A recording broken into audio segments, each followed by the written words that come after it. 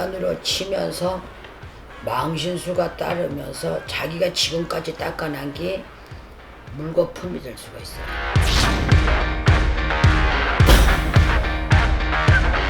태생은 돼지띠죠. 삼재가 들어오면서 상충을 끼고 들어왔어. 친했던 사람하고도 적이 될 수가 있고, 부부간에도 잘 살다가 이혼하자 소리가 나올 수도 있고.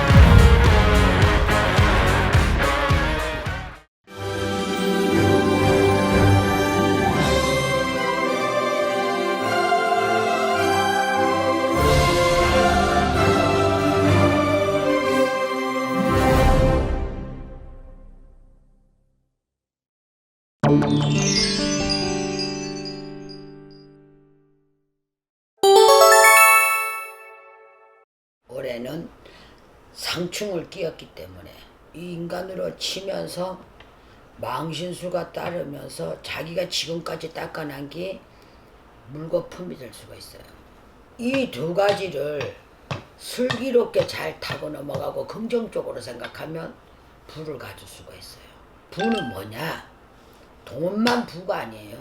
내가 굉장히 힘들게 엄한 길에 놓여져 있는데 이것도 이해하고 이것도 용서하고 이것도 내가 마음을 내려놓고 이것도 내가 생각을 깊이 하다 보니까 전혀 안 되는 일도 될 수가 있다는 거. 또 너무 비참하게 당할 기 아주 가볍게 넘어갈 수 있다는 거. 이런 기운들을 부라고 얘기하는 거예요.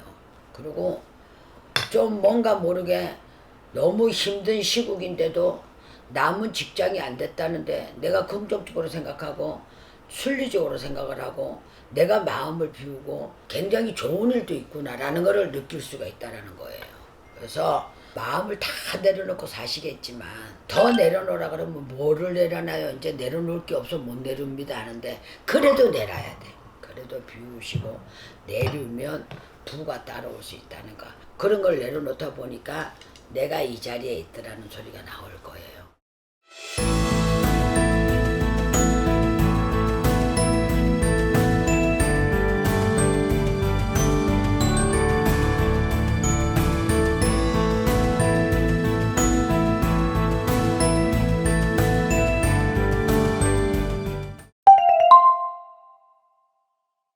댓글에 올라온 게 궁합 얘기가 많이 나오더라고요. 궁합. 이제 옛날에는 뭐 궁합을 맞춰보고 막 이렇게 해서 결혼을 하고 또 궁합이 안 맞으면 부모들이 반대하고 뭐 안 된다 된다 뭐 이것저것 사건 사연이 많았죠. 근데 지금은 이제 시대가 변하다 보니까 연애 결혼이라는 게 너무 이제는 활성화가 돼 있어서 궁합을 보는 분들이 그렇게 많지는 않아요. 많지는 않고 부부 간에는 이제 원진살이라는 게 있고 상충살이라는 게 있고 이게 있어서 원진이나 상충이 끼면 못 산다. 뭐 살아도 이별수가 있다. 뭐 이런데 이제 그게 띠별로 돼요. 신자지는 합의가 되고 인호술 합의가 되고 해묘미 합의가 되고 이렇게 이제 합의가 되는 식으로 이 궁합이 좋아도 아주 좋아도 부부간이 깨지는 사람들이 있고 아주 나빠도 평생을 재밌게 사시는 분들이 있어요.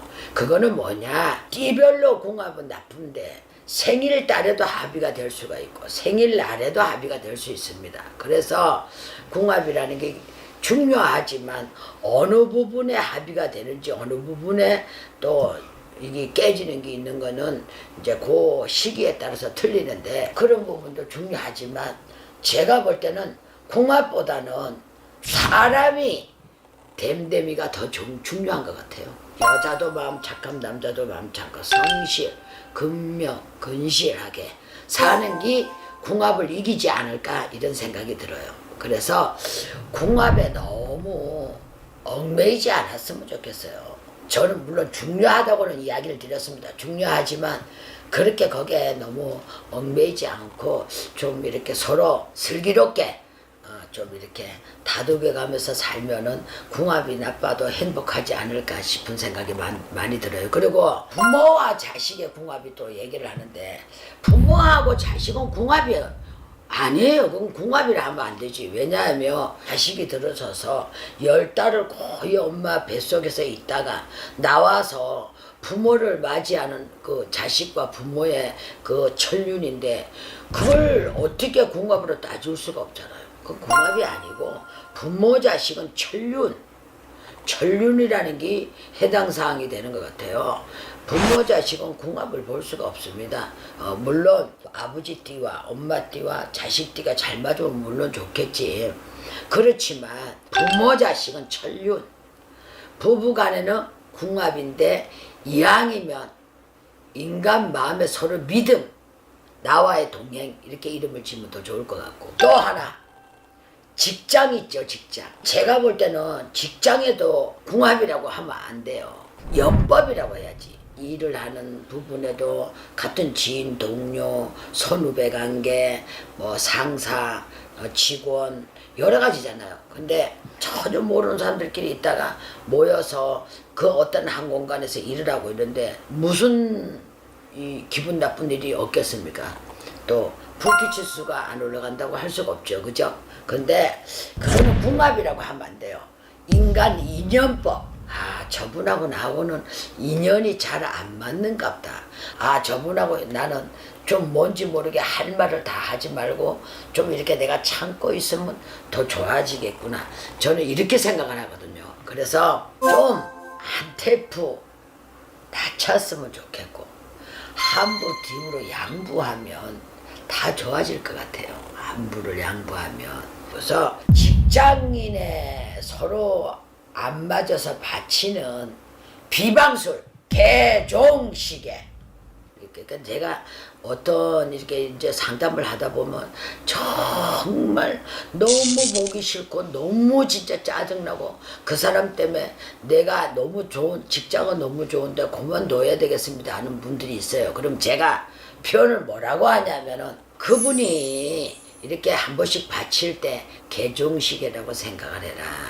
그분은 무슨 억하심정이 있어서 하시는 건 아닐 것이다. 그분 스타일이니까 시간이 되니까 개종시계가 종을 치는구나. 시간이 되니까 또 시작이구나. 이렇게 생각을 하면 스트레스를 많이 안 받을 것 같다. 내 생각에는 제가 이렇게 조언을 많이 해줘요. 그래서 한 템포 조금 있다가 숨 한 번 쉬고 생각 한번 해보고 뒤에 한 번 물러섰다가 내가 다시 와야 되겠구나. 이렇게 생각을 하시는 여유가 되는 거야. 그러면 상대를 이해를 할 수가 있습니다. 그리고 상대도 자꾸 반응이 없으면 안 해요. 반응이 있으니까 약을 올리는 거야. 그러니까 반응이 없으면 하다 재미없어서 안 해. 비방술, 개종시계. 두 번째, 부모 자식 간의 비방술. 전생에서 천년에 나하고 원수, 천년에 나한테 악인이 내 자식으로 태어난답니다. 그래서 이승에 나왔을 때 효자 자식이 있고 불효 자식이 있습니다. 전생에서 그 천년의 악인과 천년의 죄를 다 못 보고 자식으로 태어나기 때문에 그 업장을 뻗느라고 부모 가슴에 못을 받고 부모하고 원수가 되고 이런 기운들이 도는데 제일 독약이 뭐냐? 돈입니다. 돈 때문에 부모 자식이 원수가 너무 많이 되고 돈이라는 그 글자 하나가 너무 앞에 가로막아서 지금은 부모 자식의 천륜을 끊어놓는 현상이 되다 보니까 악이 너무 많아요. 악이. 그래서 부모 자식의 비방술, 부모님이 기준법을 세워야 돼요. 공평하게.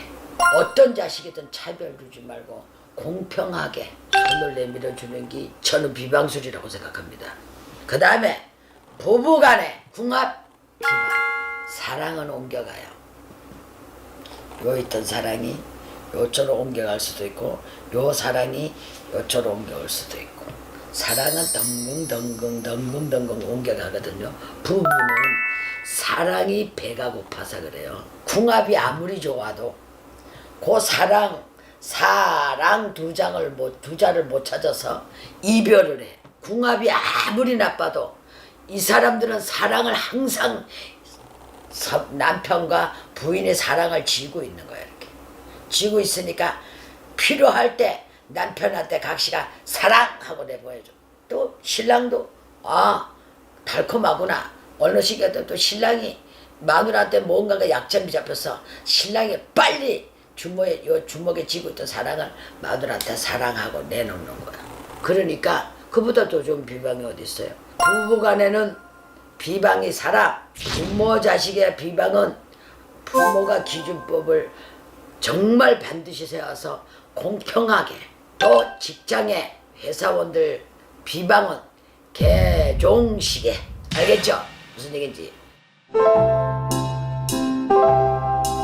올여름에는 얼마나 불을 떼주는지 너무 고생하셨죠. 올해 잠 넘기시느라고, 여름 넘기시느라고 너무너무 힘들으셨는데 이제 더 와봐야 얼마나 덥겠습니까, 그죠?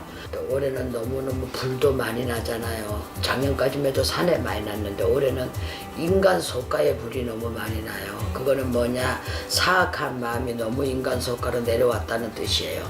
그러니까 전부들 조심하시고 주무실 때 전기 같은 거 잘 확인하시고, 그리고 제가 좋은 컨텐츠 가지고 자주 나타나겠습니다. 여러분들 사랑합니다. 존경합니다. 사랑합니다.